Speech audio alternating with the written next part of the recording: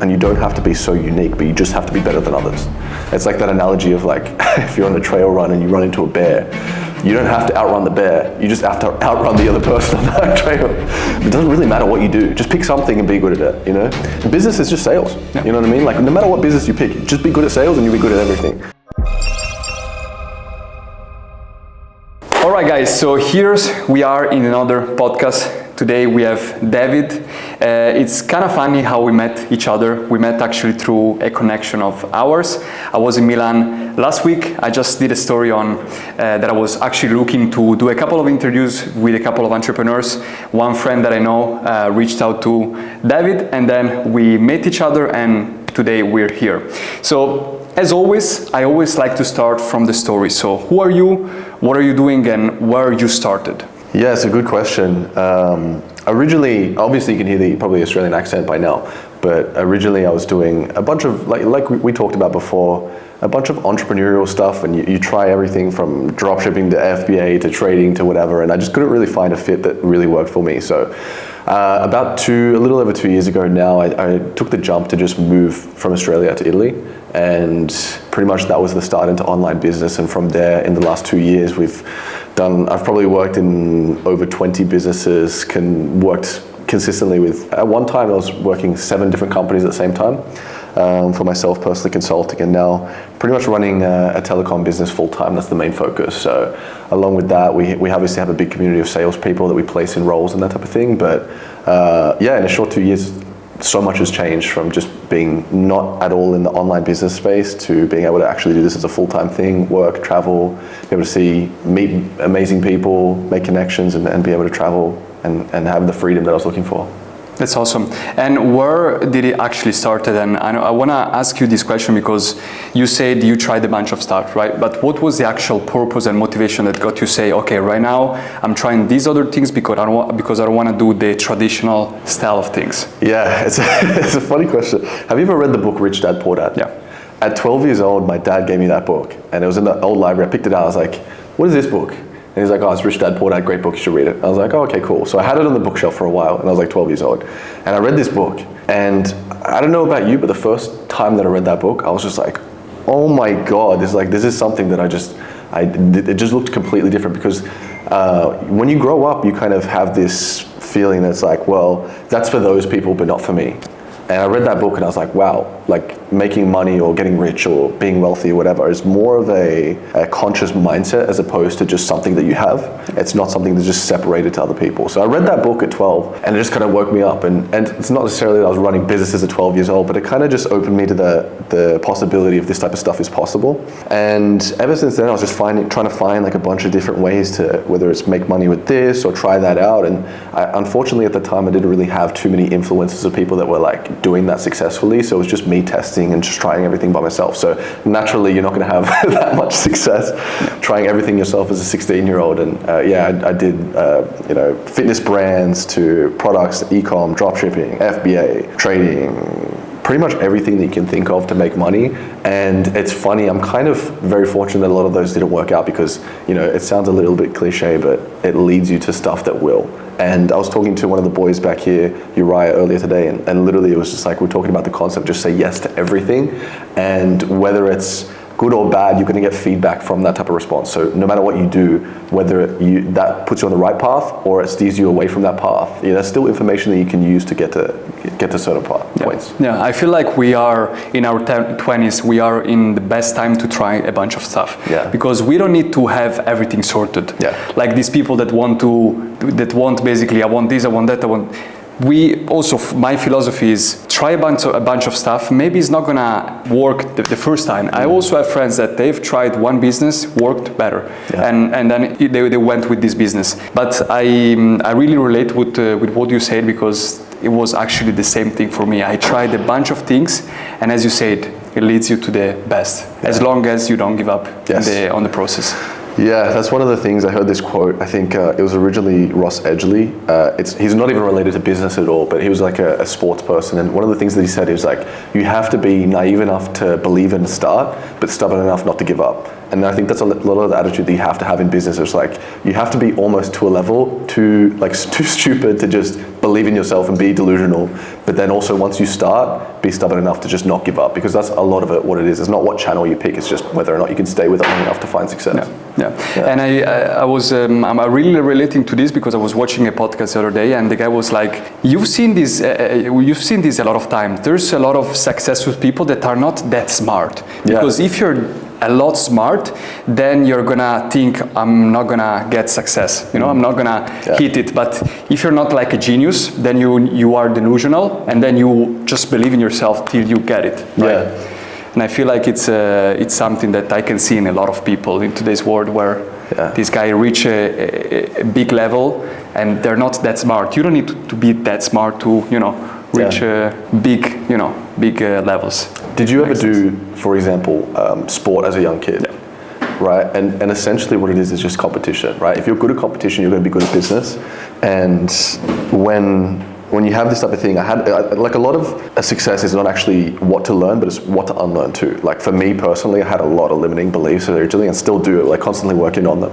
But one of the limiting beliefs was when I first started was that you have to be some type of genius, or you have to have some revolutionary product like Tesla or Edison or something like that. They had this massive realization, they invented this product from scratch, it was 0 to 1, like Peter Thiel talks about. But a lot of it is just outcompeting other people, and you don't have to be so unique, but you just have to be better than others. It's like that analogy of like, if you're on a trail run and you run into a bear, you don't have to outrun the bear, you just have to outrun the other person on that trail, right? So if you can do that type of stuff in business, like just get used to competing with people. The product doesn't have to be that unique or different, you just have to do it slightly better than other people, and you can find success. Yeah, I always say to people that comes to me like as advice as a beginner, never reinvent the wheel. Just copy somebody which is successful. Of course, don't copy from A to Z. Do it in your way, but why would you go into an industry or build a product where there is no other proof of concept, right? So I think it's a big thing. Since you've told me that you've tried a lot of businesses, I wanted to take a couple of things out of that, and to see since you've tried a lot of businesses, what do you think is the best business model to start, or even if there's a best business model to start in 2024, 2025? That's a tough one, because there's stuff that I found easier to get into, but then when you network, so network seems like a super overrated thing, or some delusion where it's like you have to just randomly network with people. But really, once you start connecting with people in the space, you realize how varied the businesses are. And for me, I think there's certainly businesses that it's easier to get into, but that doesn't necessarily mean it's going to be an actual better fit. Like, for example, you go on these trips and you meet other entrepreneurs, and they're doing the most random stuff that you would never think. I met this guy who's actually Italian too, and he sells books as a young entrepreneur, making hundreds of thousands a month. And you would not think of that as like a normal business that you just start to doing publishing as a young person with, online digital books.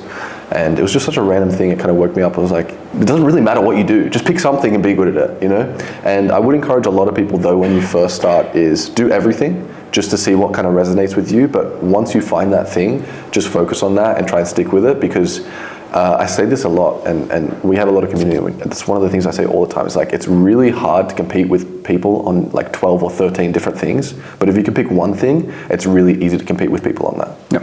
So if you pick just one thing, you can get really good at that one thing, because a lot of the time, I think even agency space, for an example, when you see really big agencies, they offer like hundreds of services, and you think, okay, to have a successful agency, I'm gonna have to offer all these services. But the reality is they started off with the one thing, and then once they got really good at that one thing, that's when they started branching out to different revenue streams. But if you start at that point, you just spread yourself so thin where nothing sticks, you get no traction. And you just make it too difficult for yourself. So after you've tried all of these businesses, what business actually stuck with you after basically you found success? I mean, you can more or less classify it as an agency, but essentially what we do is telecommunications. So it's using call centers across the world. We have call centers in about 4 or 5 different countries, and we do that. We work with businesses in the States. We do a little bit of inbound, outbound, lead generation, that type of thing. But the agency model is kind of what we apply to it, and it's kind of, there's a lot of advantages being in the online space now, is that you can apply that, the learnings and the speed and the quickness and the technology of all the stuff that you learn online nowadays and apply it to traditional businesses.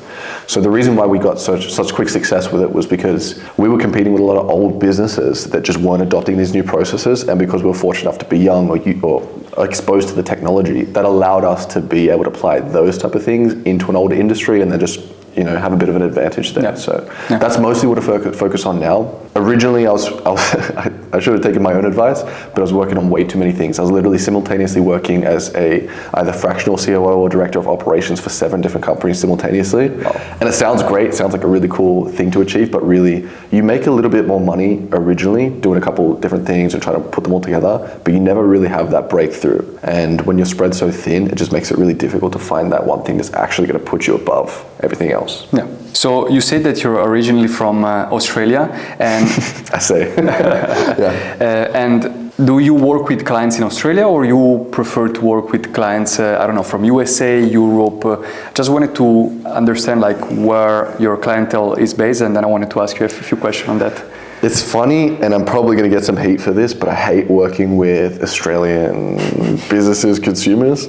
I don't know if you would say the same thing. I'm sure you would. It's like most people, where the country's not special to them, but if other people came, it would be amazing. But say, for example, I would say about Australians, right? They're very skeptical, or they're very, they have this thing called tall poppy syndrome, where it's like you don't really want anyone to be too far out or too far better than you, so they kind of try to bring them down. And so for me, working with Australians kind of reminds me of that type of mindset, so I try and avoid it. For example, for you in Italy, do you find that similar you have that same mindset with Italians? Yeah. I tend to always work with people outside of Italy. Yeah, but the other thing is, there's a competitive advantage there too, because for us, we work with Americans pretty much exclusively, and for Americans, working with an Australian might be a novel thing. It's like, oh, it's cool, to have this that kind of differentiates them from just working with Americans. Same thing for Italians. If you were to sell made in Italy stuff, all of a sudden it has this value because it's separate from what they're used to.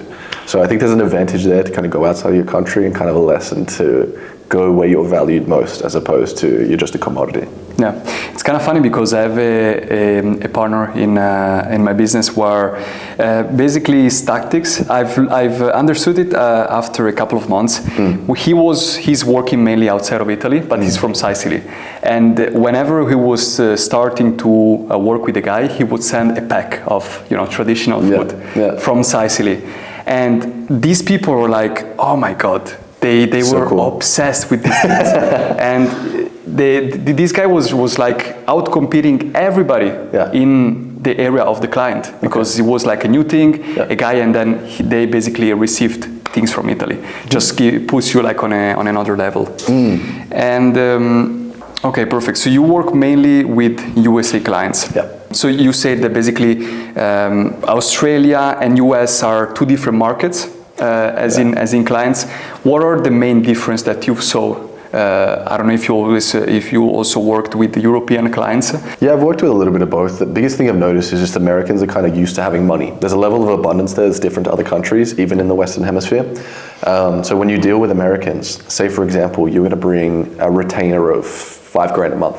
To an American, it's kind of like, okay, that makes sense, it's pretty normal. Yeah. If you were to bring that same retainer, especially USD, to an Australian or a European company, they'd be like, that's a lot of money, like what's kind of the service, or they're instantly skeptical. Whereas in America, they're just so used to having this level of abundance, which is fantastic. That that's a reflection of their, I suppose, mindset, which is why I love working with Americans too, they're fantastic.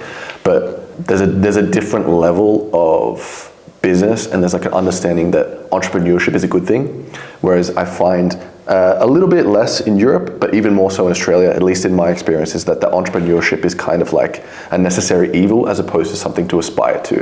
And I don't think that's really like a healthy mindset to have when the thing that you spend 90% of your time on is like not healthy. Can you say it again? In which part? The first part where you was comparing entrepreneurship in Australia. Yeah, it's almost like a necessary evil in Australia. It's like this semi-shameful thing. At least that was my experience at the time. Because when you deal with people, it's kind of like, oh, you're taking money from these type of people. It's like, no, you're creating value. That's literally the job of an entrepreneur is to create value. So I just don't think they have that same level of understanding of why it's important to have those type of people and how they create industries and job opportunities and products and stuff that people use all the time. Quite awesome. That's awesome. Perfect. I wanted to jump more on the travel and working part, because you are in Italy and you're working, and we've been talking before, and you told me that, I went there. How do you kind of balance both travel and actually get some work done, and maybe also keeping up with your routines, gym and so on? It's tough. So have you noticed, obviously when you travel, your focus kind of strays a little bit, but also when you're in the same place, your creativity almost flatlines a little bit too. So I think you need a level of spontaneity in your life, but also structure. So for example, when I was traveling like literally every single week for 8 weeks straight, different country, we did I think 12 countries in 8 weeks or something ridiculous, or 12 cities, whatever it was. And I think at that point it's not that healthy, because it's really tough to keep everything organized. But say for example, if you're doing a trip a month or a trip every 2 months, it makes it a little bit more manageable, because the time in between, you still have your structure, your discipline, and then when you go on the trip, that kind of carries over. Whereas if you're just consistently doing back to back to back, it ruins your whole schedule, your whole habits. You're not working out, you're not eating healthy, you're not doing the things that you need to do to kind of move things forward. So you just kind of get caught up on trying to live a great lifestyle, which is great. You live a great lifestyle, but your business suffers as a result of that. And it's not really consistently something you want to do. So for sure, you need the balance of having fun and traveling and sparking your creativity and meeting people, even like this. But don't do it so much that it's a detriment to your business, because that's something that I definitely got distracted with. When you first start making that good money, you're like, oh, okay, I'm gonna do this. It's gonna be so much fun. It literally happened to me the first time I made some money online. I started traveling every month, and I found myself after 3 months, I was like, okay, I'm traveling this much, but doing nothing. I'm working 2 hours a day. What? And suddenly from a day to another, business went down, and so I needed to go back to the basics again. But I feel the same for me. Whenever I'm right now, for me, I'm trying to find a base, because I'm from Italy, but as we said, when you're from a country, you don't really appreciate staying there. So I think I'm gonna probably go to Poland, Warsaw, because I've already been there a couple of times, and I really like living there. And then travel, as you said, from time to time. 2 days there, 4 days there, 1 week there. It's the perfect, So that's one of the things I would say for sure is one of the most necessary things, especially when you start out, is just take yourself out of the environment. Because I don't know about you, if you've experienced this personally, but when I was first starting out in business, it's really hard to interrupt that pattern of normality. Right, so I'm not sure if you've ever worked this, but I was working a corporate job. I did university, that type of thing, and while I was doing entrepreneurship stuff during that time, I was never really fully committed to it. And then once you finish that or decide to make a change and you try and go into business, if you're doing that in the exact same habit that you were doing before, it's really hard to break out of that mindset. Whereas instantly, literally the week after I moved across the world, everything kind of became a little bit more free. You have less of an expectation of judgment, that type of thing. So it just makes it a little bit easier to take those risks that you need to take. And if you separate yourself from the environment, it just gives you that opportunity to take advantage of it a bit more. I kind of feel the same, because when from time to time I go visit my family, and maybe I stay there a couple of nights, it's really comfortable.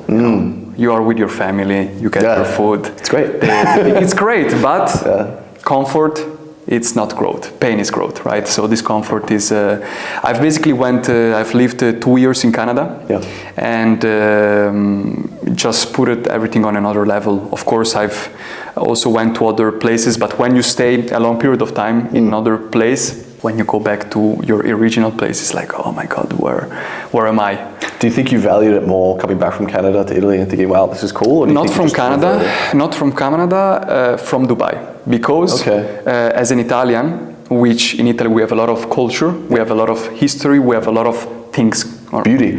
Beauty. Going there, the first time was amazing. The first time, I think every place, the first time is the best one. Second time, I saw it more as a life type of thing. When I came back to Italy, I was I feel home, because there's no history. There's no it's a city that is built on sand in the middle of the desert. So that's a new city too. Super new.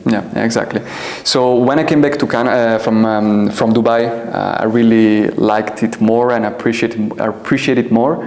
but yeah. Couple of weeks again go out of Italy because I can't stay too much here. That was it too, because I went back to I was working in business the first year or something, and then I went back to Australia, and I think for Christmas or something, and I was back with the family, and it's the same type of thing. You're like, okay, this is great, back with family, friends, reconnecting, and it's kind of like that.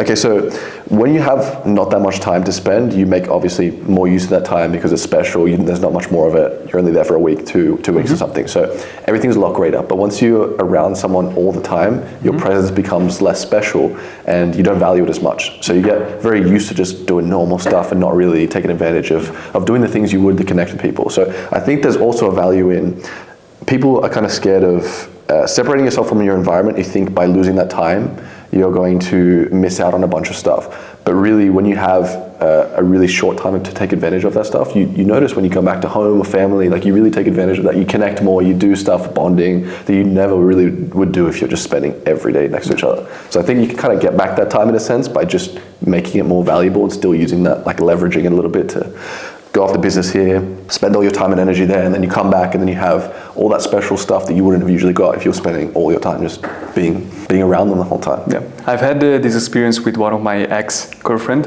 where we were seeing each other every single day. It's not special. It's not special because it becomes just normal, you know. And when right now I'm in a relationship where I see her every week once, maximum 2 times, most of the time once. That time I value it so much, and it's better because you enjoy the moment more. Yeah, I see my girl once every 12 months, so it's oh my god.